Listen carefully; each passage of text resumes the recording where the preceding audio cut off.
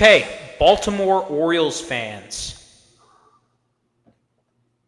How do Baltimore Orioles fans feel right now, do you think? Are they happy, sad?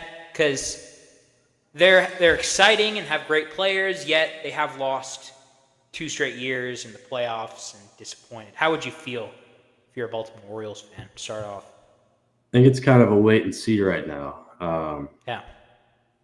I feel like it was always known that Santander was kind of out of there just because the price range.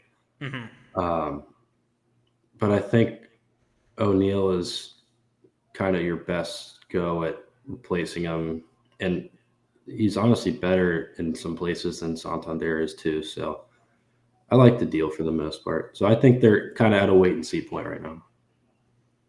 Yeah, well, so we're talking about Tyler O'Neill and Gary Sanchez signing with the Orioles.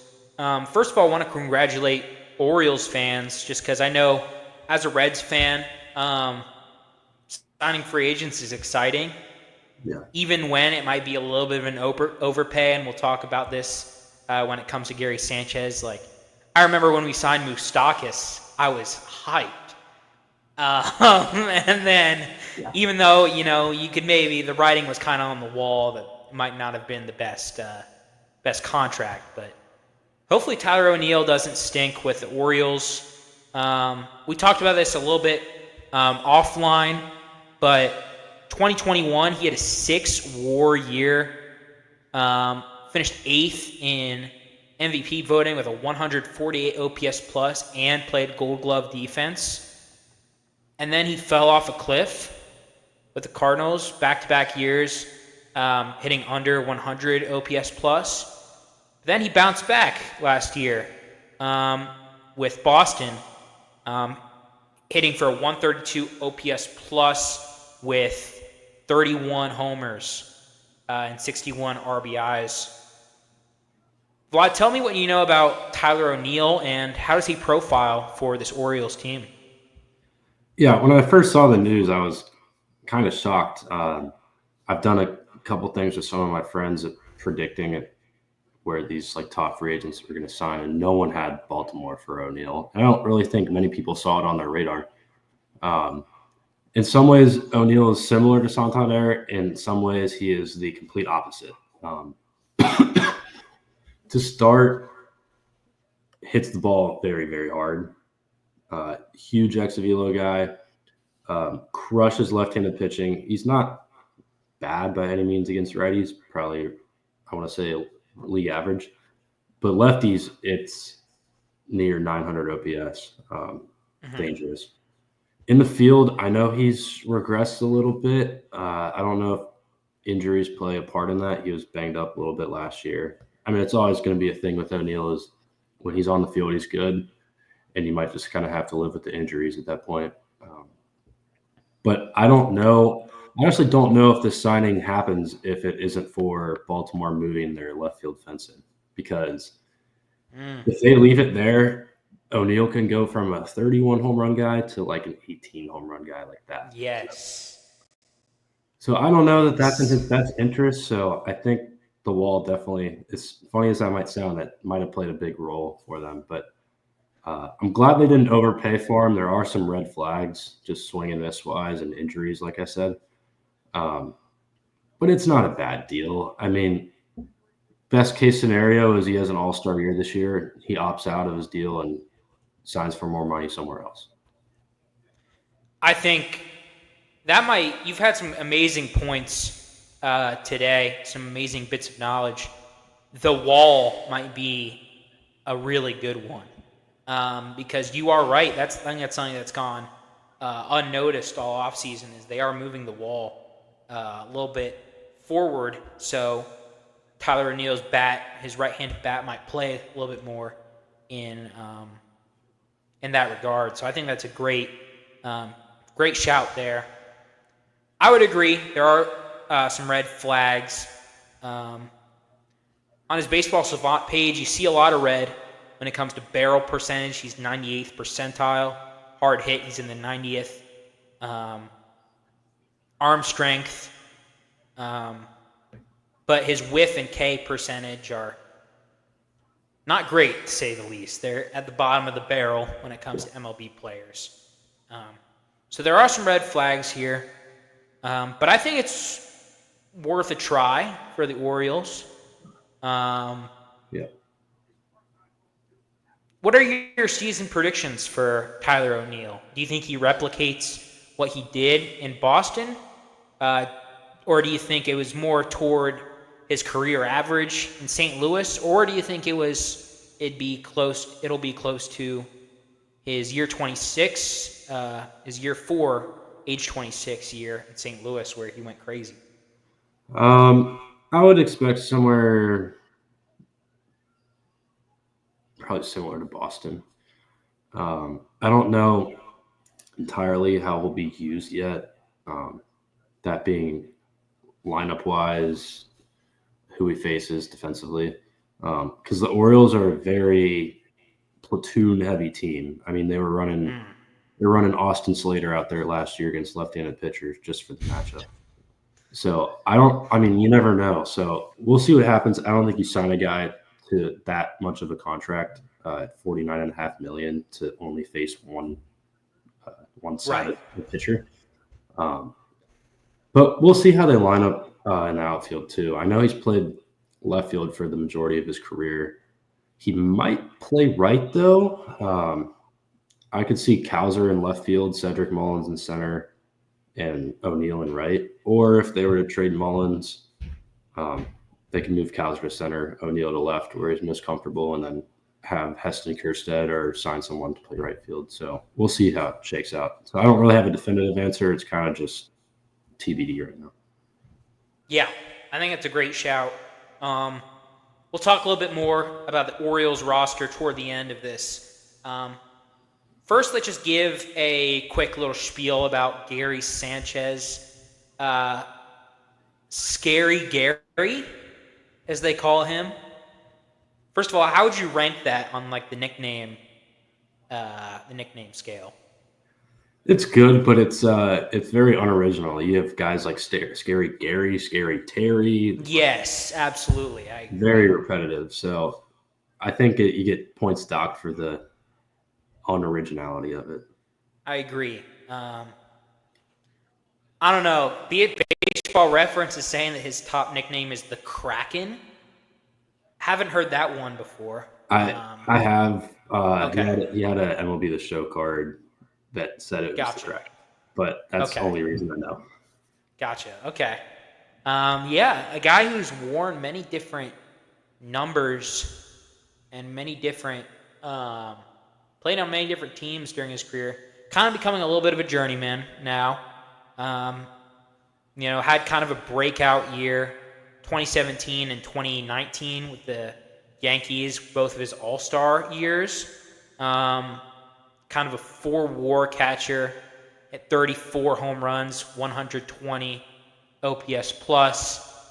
Last year with the Brewers, not phenomenal, but there were times where he showed off that power.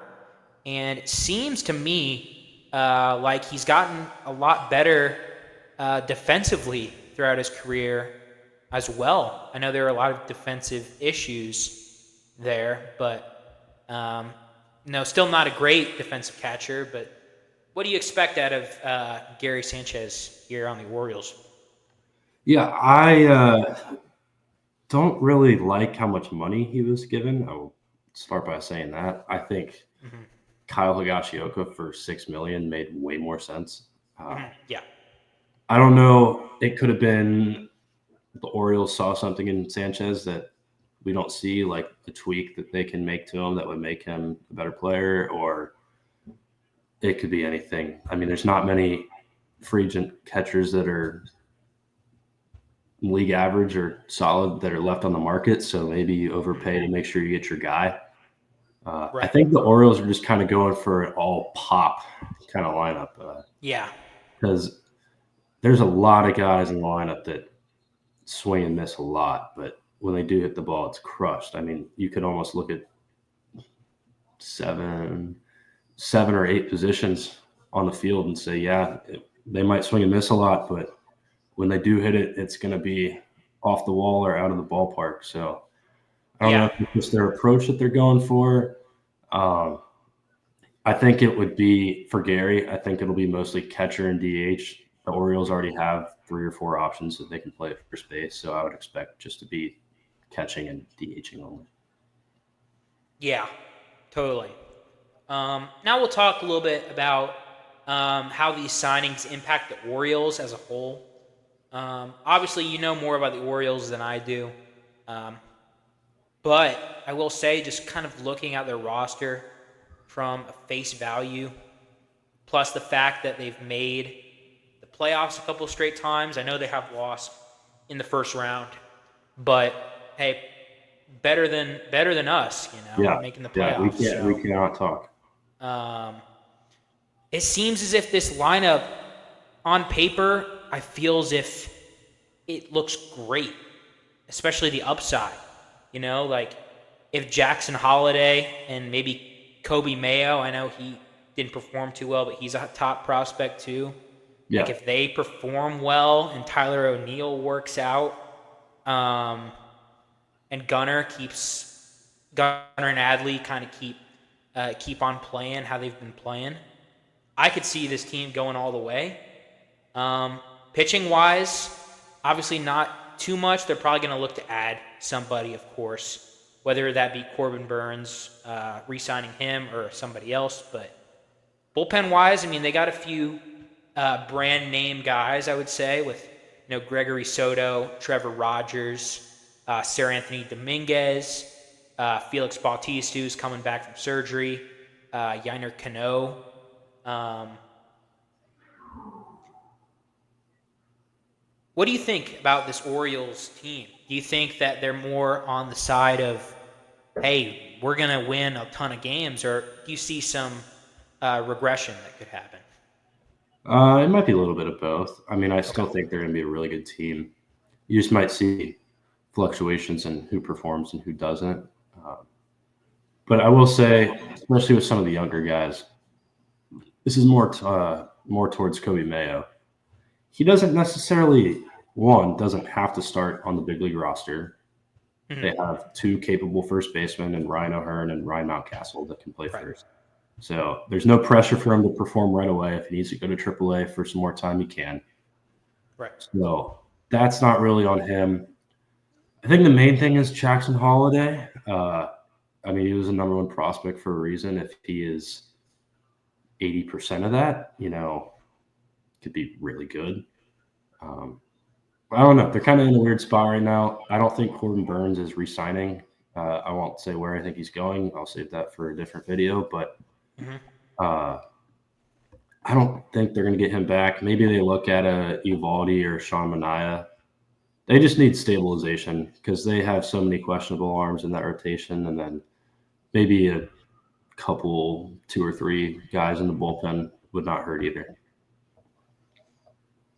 Yeah, and I think that's a great shout. Yeah, we're gonna do a little sneak preview for anybody listening, especially you, John Miller. I see you out there.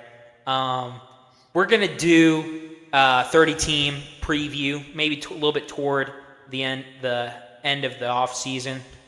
So we'll go further in depth on this Orioles team, but Vlad, just for a grade. I know it's tough to just give this a straight letter grade, but Yeah. how do you grade the signings of Tyler O'Neill and Gary Sanchez here? I'll start with Sanchez. I'll just say C plus. Mm-hmm. Uh, the only factor in that is money. I just think it's Right. money. I think the fit's fine. Like he can catch every day if Adley were to get hurt, so that definitely helps. But the money is just way too much for me.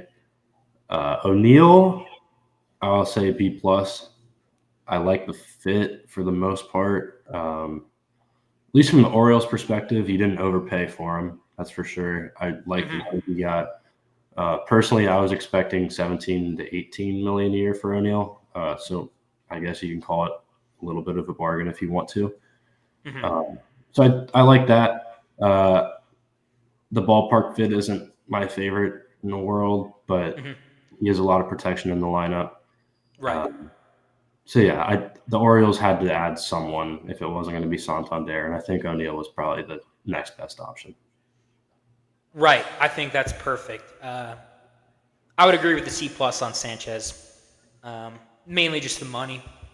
But I do like it because injuries do happen in the MLB, like you said, and he's a guy who I think I could trust catching every day if Adley gets hurt, like you said. And then O'Neill, I'm gonna give it an A. I think it's well worth the risk here. I like Tyler O'Neill.